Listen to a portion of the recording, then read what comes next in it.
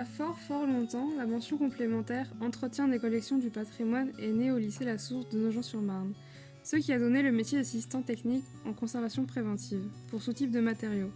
Textile, peinture, photo, bois, métal, céramique, papier. La conservation préventive regroupe un ensemble d'actions indirectes permettant d'anticiper les dégradations des objets causées par leur environnement. Le recrutement se fait à partir du CAP, BEP ou baccalauréat. Voici comment nous travaillons.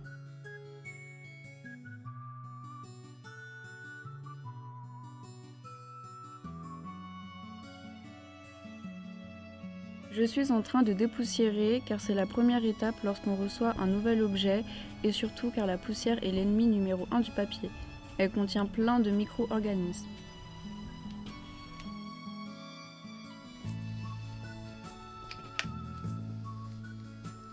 Je suis en train de fabriquer une boîte de conditionnement pour les livres en utilisant des matériaux de conservation, carton, polypropylène.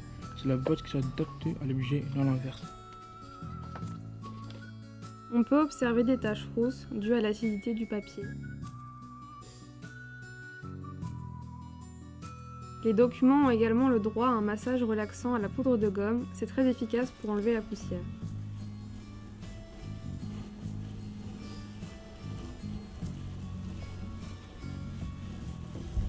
Les textiles aussi ont besoin d'un dépoussiérage, mais à l'aide d'un micro-aspirateur. Les boutons en métal sont isolés avec du papier de soie pour éviter la rouille sur les vêtements, et on n'oublie pas de rembourrer les manches pour qu'elles gardent leur forme.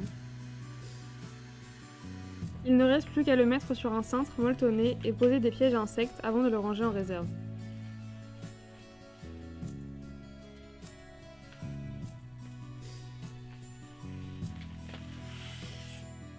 Pour nos 2 périodes de stage de 6 semaines, nous avons le choix. Les musées, les archives, les maisons de haute couture. On peut même y retrouver d'anciens élèves, preuve que le secteur embauche. Après l'obtention du diplôme, on peut directement travailler ou l'on peut poursuivre nos études dans la conservation du patrimoine. Il ne reste plus qu'à contrôler le climat, donc l'humidité relative et la température, ainsi que la luminosité de la vitrine avant la mise en exposition du livre. En effet, la lumière peut être très dangereuse. 50% d'humidité relative, 18 degrés, 50 lux pour la lumière. Parfait.